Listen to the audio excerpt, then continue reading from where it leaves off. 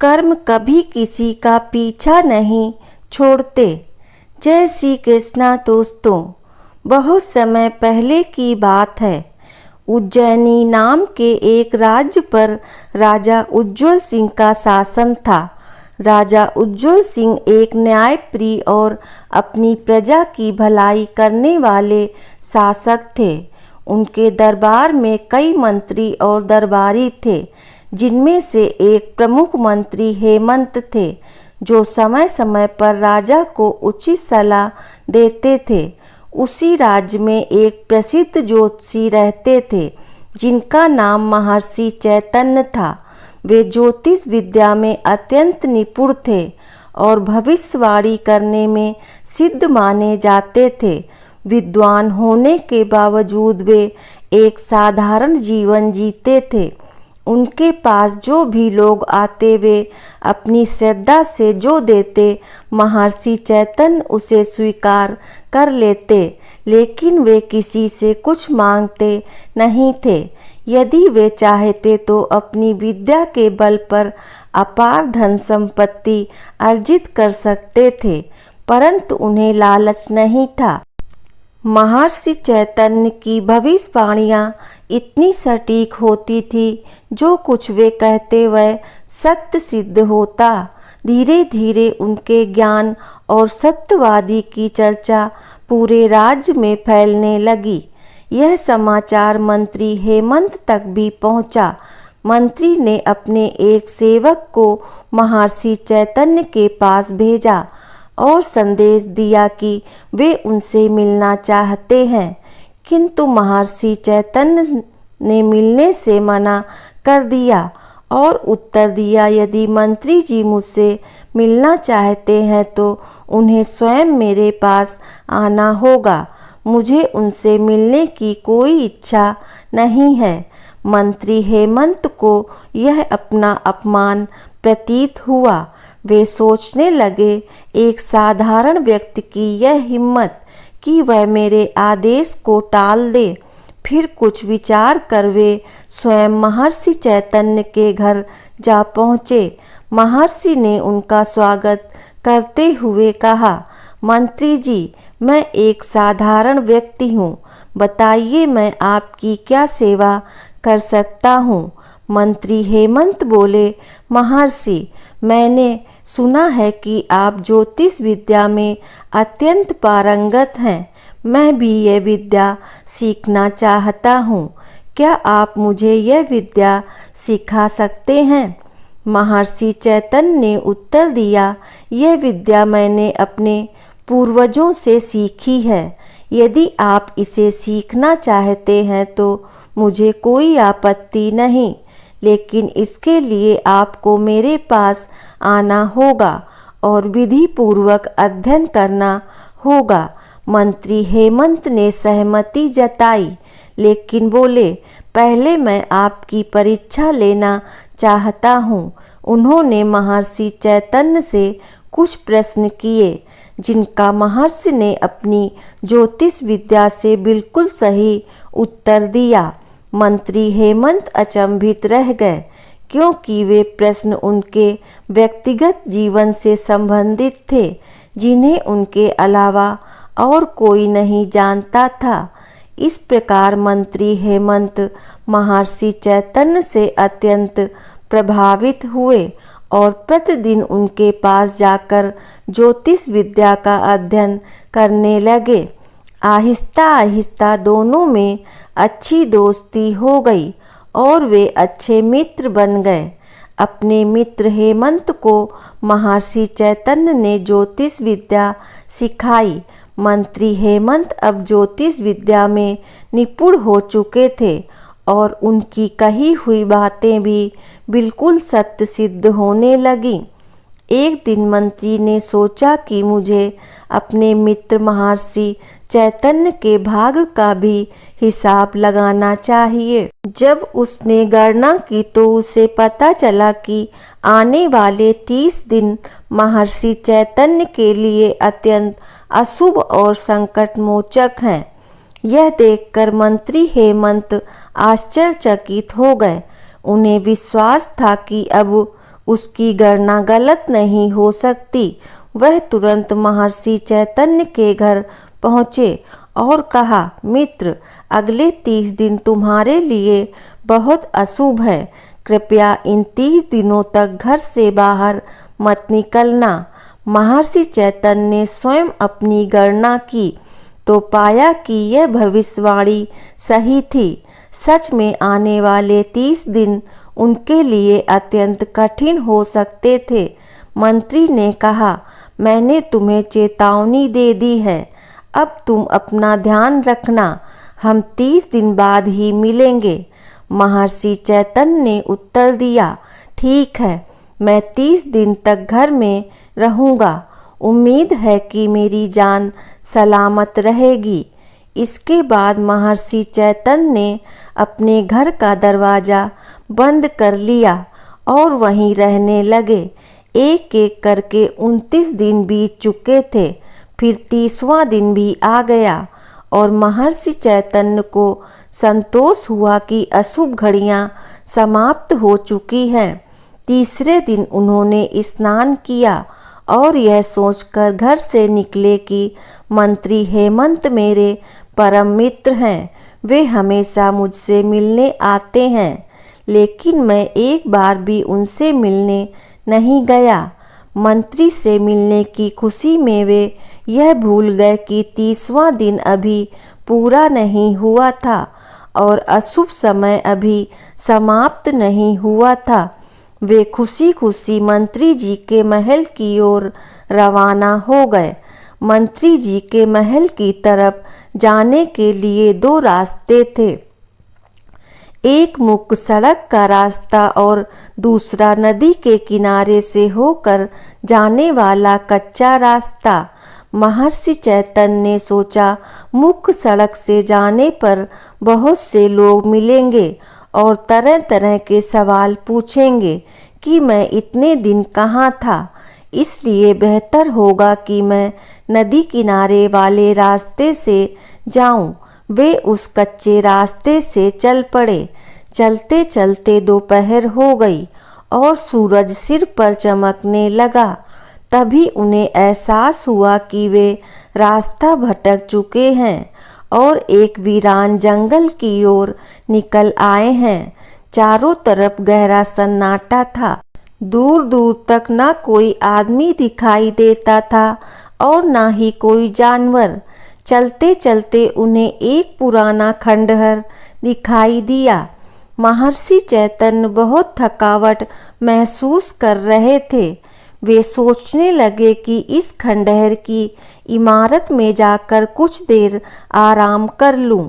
यह सोचकर वह खंडहर के अंदर गए।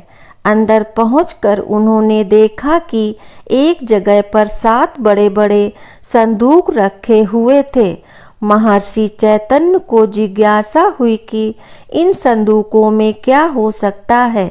उन्होंने तुरंत एक पत्थर लेकर संदूकों के ताले तोड़ दिए। देखा तो उन संदूकों के अंदर खजाना भरा पड़ा था, हीरे मोती सोना चांदी जवाहरात। यह सब देखकर वह इतना बदहवास हो गए कि अपनी विद्या के बल पर भी खजाने का राज मालूम नहीं कर सके। आखिर उन्होंने सोचा कि अपने दोस्त मंत्री हेमंत को इस खजाने के बारे में बताना ठीक रहेगा, क्योंकि इतनी सारी दौलत मेरे किस काम की है। वह जल्दी जल्दी दौड़ते हुए नगर की तरफ वापस गए और वहां से मंत्री के महल का रास्ता पकड़ लिया। मंत्री ने जब सुना कि महर्षि चैतन्य खुद हैं तो वह बहुत हैरान हो गए। उनके हिसाब से तो अभी महर्षि चैतन्य का 30 दिन पूरा नहीं हुआ था और महर्षि चैतन्य की जान सूरज ढलने तक खतरे में थी।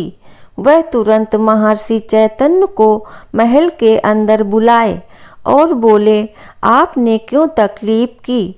वैसे भी अभी 30वां दिन पूरा नहीं हुआ है। महर्षि चैतन्य बोले, हाँ भाई, मुझे मालूम है कि आज 30वां दिन है और बाकी के 29 दिन की तरह यह भी खुशी से बीत जाएगा। लेकिन हैरानी की बात यह है कि आज का दिन मेरे लिए बड़ा ही भाग्यशाली है। इसके बाद उन्होंने खजाने की बात मंत्री को बता दी और कहा कि इतनी दौलत का भला मैं क्या करूँगा, आप यह खजाना रख लीजिए। हाँ, अगर आपका दिल चाहे तो उसमें से कुछ मुझे भी दे देना। यह सुनकर मंत्री बड़े ही हैरान हुए। उन्होंने जल्दी से 2 घोड़े मंगवाए और उन पर सवार होकर दोनों खजाने वाली जगह पर पहुंच गए। इतना बड़ा खजाना देखकर मंत्री की आंखें फटी की फटी रह गईं और उनके मन में तुरंत बेईमानी जाग गई। उन्होंने सोचा कि कहीं ऐसा न हो कि महर्षि चैतन्य किसी और से इतने बड़े खजाने की बात कह दें। फिर यह बात होते होते राजा के कानों तक पहुंच जाएगी। ऐसा हुआ तो इस खजाने पर राजा का कब्जा हो जाएगा और मेरे हाथ में कुछ भी नहीं आएगा। इसलिए जरूरी है कि महर्षि चैतन्य का काम तमाम कर दिया जाए और उसे मार डाला जाए। यह सोचकर मंत्री ने महर्षि चैतन्य को धक्का मारकर जमीन पर गिरा दिया और अपनी तलवार निकाल ली। यह देखकर महर्षि चैतन्य हैरान हो गए और बोले, हेमंत, क्या बात है? क्या मुझसे कोई गलती हो गई है? मंत्री हेमंत बोले, हाँ, गलती तो तुमसे हुई है और गलती तुम्हारी यह है कि इतने बड़े खजाने के बारे में तुमने मुझे बता दिया। अब मुझे डर है कि अगर तुमने यह बात किसी और से कही तो खजाना मेरे हाथ से जाता रहेगा। इसलिए तुम्हारी जबान बंद करना जरूरी है। यह सुनकर महर्षि चैतन्य की आंखों के सामने अंधेरा सा छाने लगा। वह बोले, मैं वचन देता हूँ कि यह बात किसी और से नहीं कहूँगा। मंत्री ने हंसकर कहा, बकवास बंद करो। तुम अपनी जान बचाने के लिए यह कसम खा रहे हो। महर्षि चैतन्य ने उससे बहुत मिन्नत की, दया की भीख मांगी, लेकिन मंत्री के सिर पर मानो खजाने का भूत सवार था। जब महर्षि चैतन्य ने देखा कि उनकी जान बचने की कोई उम्मीद नहीं है तो वह बोले, हेमंत, अगर तुम मेरी जान लेना ही चाहते हो तो मेरी एक आखिरी इच्छा पूरी कर देना। हेमंत बोले, बोलो, क्या इच्छा है? महर्षि चैतन्य दुखी मन से बोले, मेरी पत्नी को बच्चा होने वाला है। उसे कभी मत बताना कि मेरी मौत हो चुकी है। हेमंत ने कहा, ठीक है, मैं तुम्हारी यह इच्छा पूरी करूँगा। यह कहकर उसने अपने दोस्त को मौत के घाट उतार दिया और फिर खंडहर के बाहर खड़े हुए उसके घोड़े को भी मार डाला। दोनों के शवों को खंडहर के ही अंदर जमीन में गाड़ दिया। नदी में हाथ पैर धोए और वापस अपने महल की ओर लौट आया। अब वह बिल्कुल संतुष्ट था कि वह खजाने का अकेला मालिक है। उसने अपने सबसे भरोसेमंद नौकरों को बुलाया और रातों रात उस खजाने को अपने महल में ले आया। राज्य के सबसे बेहतरीन कारीगरों को बुलाकर उसे खंडहर को तुड़वाकर एक शानदार महल बनाने का आदेश दे दिया। कुछ ही महीनों में नदी के किनारे पर एक शानदार महल बनकर तैयार हो गया। इसी दौरान मंत्री ने महर्षि चैतन्य की पत्नी को बुलाया और उससे कहा कि महर्षि चैतन्य को मैंने एक विशेष काम से दूसरे देश में भेज दिया है। कुछ दिनों के बाद महर्षि चैतन्य के घर पर एक चांद से बच्चे का जन्म हुआ। बेटे का नाम रघु रखा गया। बेटे के जन्म पर रघु की माँ अपने पति को याद करके बहुत रोई, क्योंकि बहुत समय हो गया था कि उसकी कोई खबर नहीं मिली थी। वह बदनसीब कई बार अपने पति के बारे में पता करने के लिए मंत्री के महल में गई, मगर पहरेदार ने उसे धक्के देकर बाहर निकाल दिया। वह इसे अपना भाग समझकर घर बैठ गई और मेहनत मजदूरी करके अपने बच्चे को पालने लगी। महर्षि चैतन्य का बेटा रघु बहुत बुद्धिमान था। उसकी माँ ने उसकी शिक्षा के लिए पास ही में रहने वाले एक पंडित जी के पास उसको भेजा। समय गुजरता गया और रघु बड़ा होने लगा। उसकी बुद्धि दूसरों के मुकाबले बहुत तेज थी। समय बीता और रघु अब युवा हो चुका था। सब लोग कहते थे कि वह अपने पिता महर्षि चैतन्य से भी ज़्यादा बुद्धिमान है। एक दिन रघु को अपने घर पर एक पुरानी किताब मिली। उसने अपनी माँ से उस किताब के बारे में पूछा तो माँ ने कहा, बेटा यह तुम्हारे दादा की लिखी हुई किताब है। वह भी एक बहुत बड़े ज्योतिष और भविष्यवक्ता थे। रघु को वह किताब बहुत दिलचस्प लगी। किताब के पहले पन्ने पर लिखा था कि जो भी इस किताब को पूरा पढ़कर समझ लेगा वह भूत और भविष्य की सभी बातें जान सकेगा और किसी के भी मन की बात जान पाएगा। रघु उस किताब को बड़े ध्यान से पढ़ने लगा। थोड़ी देर के बाद वह चिल्ला चिल्ला कर रोने लगा, फिर अचानक ही हंसने लगा। उसकी माँ हैरानी से यह सब देख रही थी और पूछने लगी, क्या हुआ बेटा, तुम कभी हंस रहे हो तो कभी रो रहे हो। रघु बोला, माँ यह एक अजीबोगरीब किस्म की किताब है। इसे पढ़कर मुझे पता चल गया है कि मेरे पिता को एक जालिम आदमी ने मार डाला है। यही वजह है कि मैं रो पड़ा, और हाँ इसलिए कि एक दिन मैं अपने पिता की मौत का बदला उससे ज़रूर लूँगा। यह सोचकर मैं हंसने लगा। सच बात जानकर रघु की माँ बहुत रोई, लेकिन रघु ने उसे दिलासा दिया, माँ यह किताब मुझे बताती है कि एक दिन राजा उज्ज्वल सिंह मुझे अपना मंत्री बनाएंगे। मेरे पिता का कंकाल अभी भी वहीं पर दबा हुआ है जहाँ मंत्री हेमंत ने अपना नया महल बनवाया है। उसने वहीं पर मेरे पिता की हत्या की थी। अच्छा, अब मैं बाजार जाकर कुछ खाने पीने का राशन लेकर आता हूँ। रघु की माँ ने कहा, लेकिन बेटा राशन के लिए हमारे पास पैसे तो नहीं हैं। रघु ने कहा, माँ आप चिंता मत कीजिए, इस किताब ने मुझे ऐसा तरीका बताया है जिससे बिना पैसे के ही हमें राशन मिल जाएगा।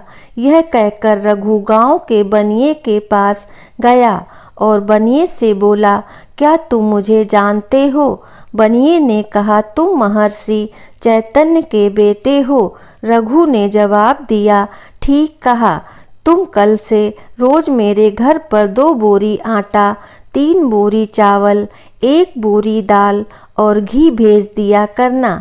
दुकानदार बोला, वह तो ठीक है, लेकिन इसके पैसे कौन देगा? रघु ने घूर कर बनिए को देखा और कहा, तुम भूल गए कि अभी कुछ दिन पहले ही मैंने एक किसान को तुम्हारे पास 50 मन अनाज बेचने के लिए भेजा था और तुमने धोखे से उसका सारा अनाज हथिया लिया था, और यही बात मैं अपने न्यायप्रिय राजा को बता दूंगा तो वह तुम्हें काल कोठरी में डाल देंगे। रघु के मुंह से यह बात सुनकर बनिया थर थर कांपने लगा। रघु ने तो उसका सारा राज जान लिया था और यह बात सच भी थी कि उसने पिछले महीने एक किसान को लूट लिया था जिसे रघु लेकर आया था। बनिया हैरान था कि रघु को यह राज की बात कैसे मालूम हुई। वह तुरंत हाथ जोड़कर बोला, ठीक है, मैं वही करूँगा जैसा तुम कहते हो, लेकिन मेरी शिकायत महाराज से मत करना। रघु वापस अपने घर चला गया। अब वह आराम से अपने दादा की लिखी हुई किताब पढ़ने लगा। जैसे जैसे वह किताब को पढ़ता गया, सैकड़ों और हजारों बातें उसे मालूम होती गईं। यहाँ तक कि वह इस विद्या में इतना माहिर हो गया कि रास्ते चलते आदमियों के दिल की बात भी जान लेता था। और कभी ऐसा नहीं हुआ कि उसके मुंह से निकली हुई बात गलत साबित हुई हो। लोग उसके बारे में कहते थे कि वह अपने पिता महर्षि चैतन्य से भी ज़्यादा बुद्धिमान और काबिल है। एक दिन रघु की माँ ने कहा, बेटा, मेरा मन ताजे कमल ककड़ी और जंगली शहद खाने का हो रहा है, लेकिन शहर में यह चीज़ें कहीं नहीं मिलती हैं। मैंने सुना है कि मंत्री हेमंत के बाग में दुर्लभ फल और मधुमक्खियों का छत्ता है। किसी को भेजकर वहाँ से यह सब मंगवा दे। मंत्री हेमंत का नाम सुनकर रघु के तन बदन में आग लग गई। उसने कहा, हाँ ठीक है माँ, मैं वह दुर्लभ फल और मधुमक्खियों का छत्ता खुद लेने जा रहा हूँ। और वह घर से चल दिया। जब रघु बगीचे में पहुँचा तो दरवाज़ा बंद था। उसने बगीचे के रखवाले को आवाज़ दी। थोड़ी देर बाद एक मोटा सा आदमी दरवाजे पर आया और गुस्से से बोला, क्या बात है भाई, क्यों चिल्ला रहे हो? रघु बोला, मेरी माँ का दिल दुर्लभ फल और मधुमक्खियों का छत्ता खाने का है, बस वही चाहता हूँ। वह आदमी बोला, तुम जानते हो कि यह मंत्री जी का बगीचा है, कोई दुकान नहीं है, दफा हो जा यहाँ से। रखवाला दरवाज़ा बंद ही करने वाला था कि रघु ने चिल्लाकर कहा, खबरदार, दरवाज़ा बंद मत करना। कल जो सांप तूने मारा था उसकी माँ तुझे डसने के लिए छिपी बैठी है। यह बात सुनकर रखवाला हैरान रह गया। उसने झुककर बाग में इधर उधर देखा तो सचमुच एक नागिन वहाँ पर दिखाई दी। रखवाले ने मन में सोचा, मैंने इसे ऐसे ही डांट दिया। वह पूछने लगा कि तुम्हें कैसे पता चला कि कल मैंने सांप को मारा था और मुझे उसकी माँ डसने वाली है? रघु ने कहा, तुम्हें इस बात से कोई मतलब नहीं होना चाहिए। तुम्हें साथ देना है तो दो, वरना मैं जाता हूँ। रखवाला बोला, अरे गुस्सा क्यों हो रहे हो? चलो मेरे साथ अंदर चलो, मैं तुम्हें बहुत सारा फल और मधुमक्खियों का छत्ता दूंगा, लेकिन यह बात किसी और को मत बताना, वरना मंत्री हेमंत मेरी खाल खिंचवा देगा। रघु बोला, तुम हेमंत की चिंता ना करो, उसकी जिंदगी के अब थोड़े ही दिन रह गए हैं। रखवाले ने रघु को एक तरफ बिठाया और उसके लिए फल और मधुमक्खियों का छत्ता लेने के लिए चला गया। इस दौरान मंत्री हेमंत टहलते हुए बाग में आ पहुंचा। उसने रघु को देखा तो रखवाले से पूछा कि यह कौन है? रखवाला बोला, हुजूर, ये लड़का बड़ी अजीबोगरीब बातें करता है जो मेरी समझ से बाहर हैं। फिर उसने फल मांगने और सांप की बात उसे बता दी। मंत्री बड़ा ही हैरान हुआ और रघु को गौर से देखने लगा। उसने रखवाले को वहाँ से जाने के लिए कह दिया और रघु से पूछा, लड़के, तुम कौन हो? तुम्हारा नाम क्या है? तब रघु ने जवाब दिया कि मेरा नाम रघु है और मेरे पिता महर्षि चैतन्य हैं। महर्षि चैतन्य का नाम सुनकर मंत्री कांप गया। उसके अंदर डर समा गया, लेकिन फिर वह संभल कर बोला, तुम्हारे पिता को मैं जानता हूँ, बड़े ही नेक दिल आदमी हैं वह। मैंने उन्हें एक काम से देश के बाहर भेजा हुआ है। यह सुनकर रघु को गुस्सा आ गया और वह बोला, आप गलत कहते हैं, मेरे पिता अब इस दुनिया में नहीं है। उन्हें एक निर्दयी आदमी ने धन के लालच में मार डाला है। अब मैं अपने पिता की हत्या का बदला लेना चाहता हूँ। यह बात सुनकर मंत्री हेमंत के होश उड़ गए। वह समझ गया कि इस लड़के को सब मालूम है और यह मुझसे बदला लेकर ही रहेगा। किसी तरह धोखे से इसे ठिकाने लगाना पड़ेगा। मंत्री बोला, बहुत दुख की बात है कि तुम्हारे पिता की हत्या हो गई है। मुझे इसकी जानकारी नहीं थी, लेकिन अब मैं उस पापी को अपने हाथों से सजा दूंगा। अच्छा, अब तुम यह बताओ कि तुम बाग में क्या करने आए हो? रघु बोला, मुझे फल और मधुमक्खियों का छत्ता चाहिए था, जो सिर्फ इसी बाग में होता है। हेमंत बोला, ठीक है, तुम यहीं पर रुको, मैं अभी किसी नौकर को बुलाकर फल और मधुमक्खियों का छत्ता तुड़वाता हूँ। यह कहकर मंत्री एक तरफ चला गया और अपने एक खास नौकर को अकेले में बुलाकर कहने लगा, सुनो, एक लड़का उधर बाग में बैठा हुआ है। तुम उसे बहला फुसला कर धोखे से किसी भी तरह तहखाने में ले जाओ और वहाँ पर बंद कर दो, ताकि वह वहीं पर भूखा प्यासा तड़प कर मर जाए। अगर तुम यह काम कर दोगे तो मैं तुम्हारे मन की इच्छा पूरी कर दूंगा और साथ ही तुम्हें बहुत सारा धन भी दूंगा।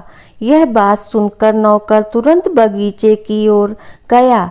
उसने पीछे से जाकर रघु को जकड़ लिया और उसे उठाकर तहखाने की तरफ बढ़ने लगा।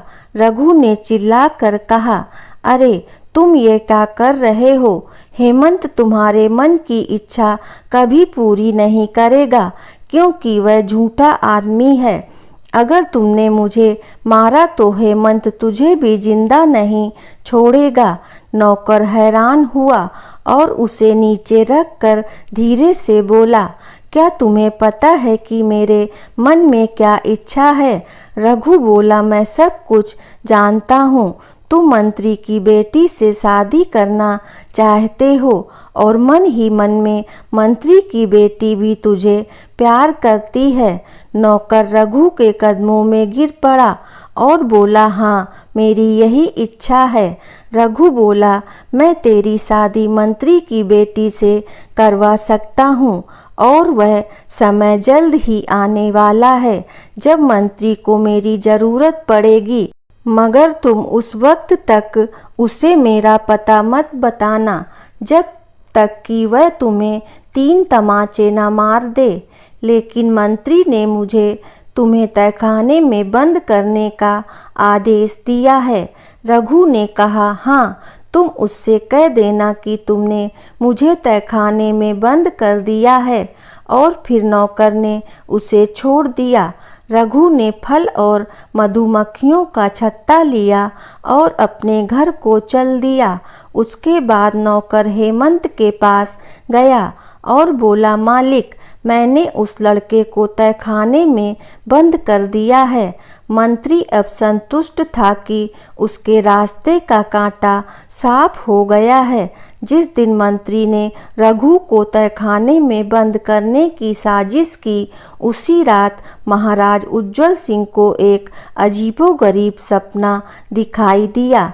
लेकिन जब उनकी आँख खुली तो उसे वह सपना याद नहीं रहा। वह बाकी सारे काम भूलकर इसी उधेड़-बुन में लग गया कि रात को उसने क्या सपना देखा था। सुबह वह दरबार में आया और अपने सभी मंत्रियों से यह बात कही कि वह जानना चाहता है कि रात को उसने क्या सपना देखा था और उसके सपने का मतलब क्या था। सारे मंत्री परेशान थे कि आखिर राजा के सपने के बारे में कैसे पता किया जाए। राजा ने अपने सबसे बुद्धिमान मंत्री यानी हेमंत से कहा कि तुम हमारे सबसे योग्य मंत्री हो, तुम ही बताओ कि रात को हमने क्या सपना देखा था। तब वह भी राजा के सपने के बारे में बताने में नाकाम रहा तो राजा उज्ज्वल सिंह गुस्से से लाल पीले हो गए और बोले, अगर 15 दिन के अंदर तुम मुझे मेरे सपने के बारे में न बता सके तो तुम मंत्री रहने के लायक नहीं रहोगे और फिर तुम ज्योतिष विद्या भी जानते हो। मेरे सपने के बारे में न बता सके तो तुम्हारी खैरियत नहीं है। राजा का गुस्सा देखकर मंत्री घबरा गया। दरबार खत्म होने के बाद वह अपने महल में गया। ऐसा करते करते 15 दिन भी बीत गए, लेकिन मंत्री को समस्या का कोई हल ना मिला। तभी अचानक उसे महर्षि चैतन्य के बेटे का ख्याल आया। मन ही मन वह सोचने लगा कि मैंने उसे क्यों मरवा दिया। अगर वह आज जिंदा होता तो जरूर सपने के बारे में मुझे बता देता। फिर मंत्री को ख्याल आया कि हो सकता है वह जिंदा हो, नौकर ने उसे छोड़ दिया हो। फिर उसने उस नौकर को बुलाया और कहा, बहुत दिन पहले मैंने तुम्हें एक लड़के को तहखाने में डालने को कहा था। मुझे यकीन है कि वह तुम्हारे हाथों से बच निकला होगा। नौकर ने कहा, नहीं हुजूर, मैंने उसे तहखाने में बंद कर दिया था। अब तक तो उसकी हड्डियां भी गल गई होंगी। मंत्री आग बबूला हुआ और नौकर को एक के बाद एक 3 तमाचे मारने लगा और बोला, तू झूठ बोलता है, सच बता। नौकर बोला, मालिक, सच बात तो यह है कि वह लड़का जिंदा है। मंत्री यह बात सुनकर खुश हुआ और बोला, यह बात तूने पहले मुझसे क्यों नहीं बताई? नौकर बोला, हुजूर, यह बात मुझे उस लड़के ने कही थी कि जब आप 3 तमाचे मुझे मारें तभी मैं आपको सच बताऊं। मंत्री ने कहा, ठीक है, अब तुम जाओ और रघु को लेकर आओ। नौकर तुरंत रघु के घर पर गया और उसे लेकर मंत्री के पास आया।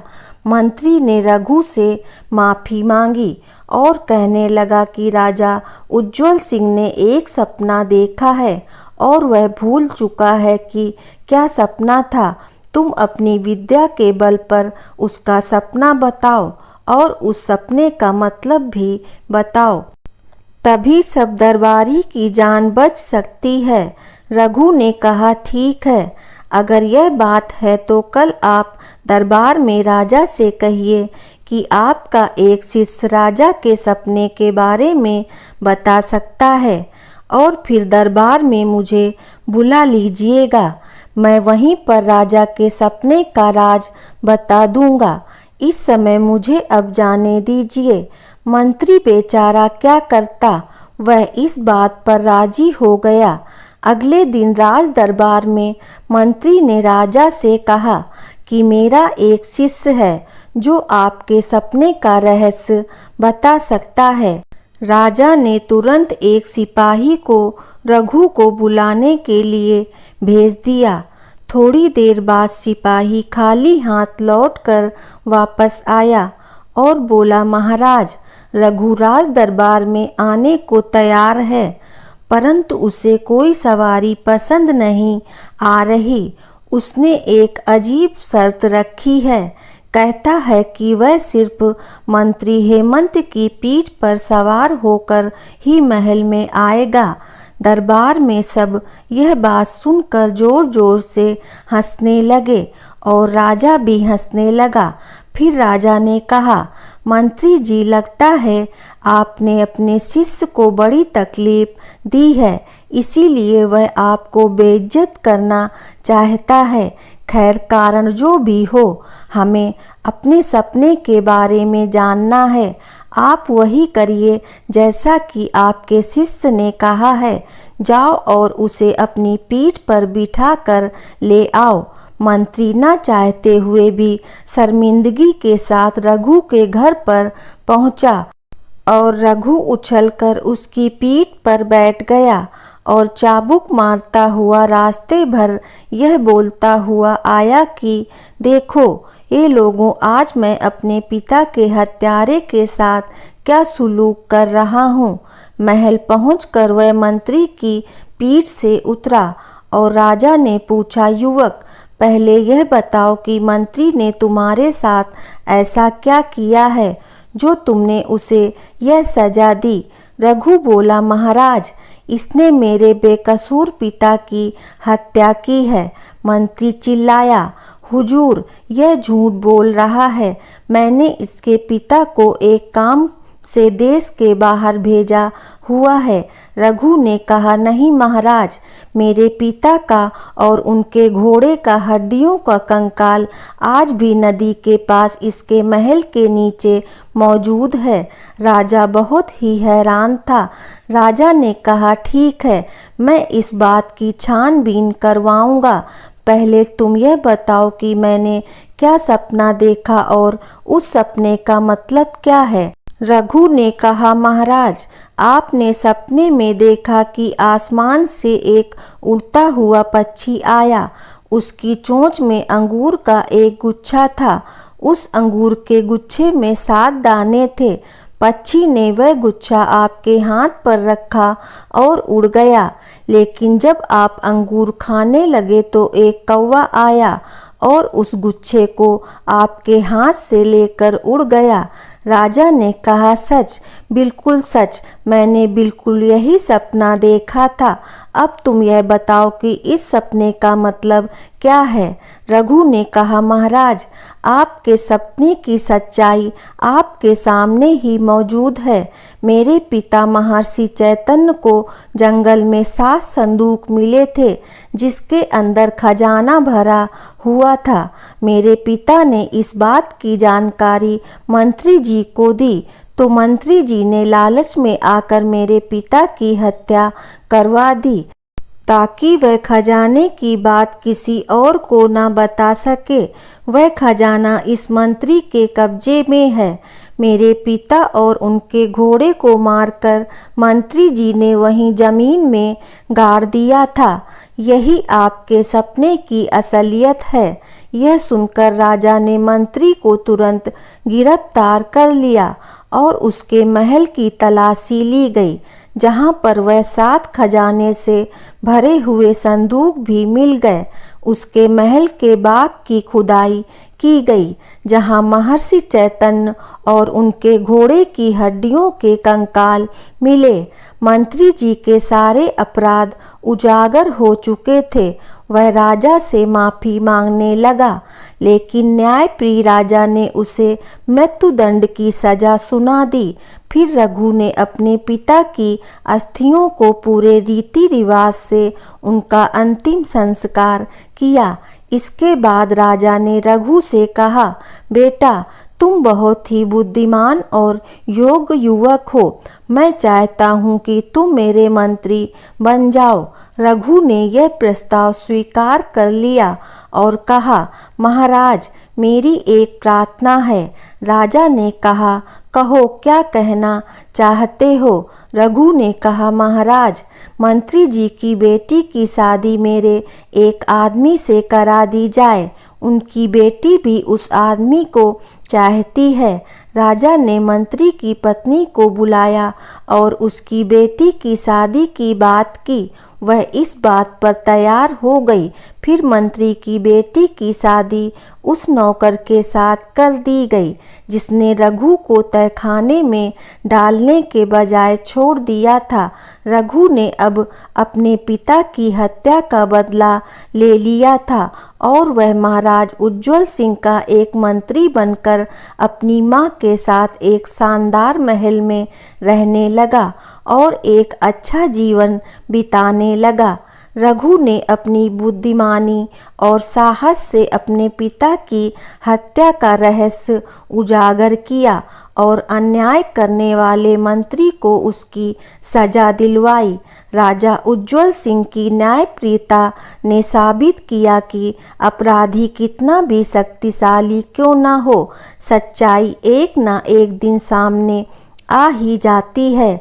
रघु को उसकी योग्यता का उचित सम्मान मिला और वह राजा का मंत्री बना। दोस्तों, इस कहानी से हमें यह शिक्षा मिलती है कि कर्म कभी किसी का पीछा नहीं छोड़ते। आपको ये कहानी कैसी लगी कृपया कमेंट करके ज़रूर बताएं। वीडियो पसंद आया हो तो लाइक करें और आगे की ऐसी ही कथा कहानियाँ एवं जानकारियों को जानने के लिए चैनल को सब्सक्राइब अवश्य करें। धन्यवाद।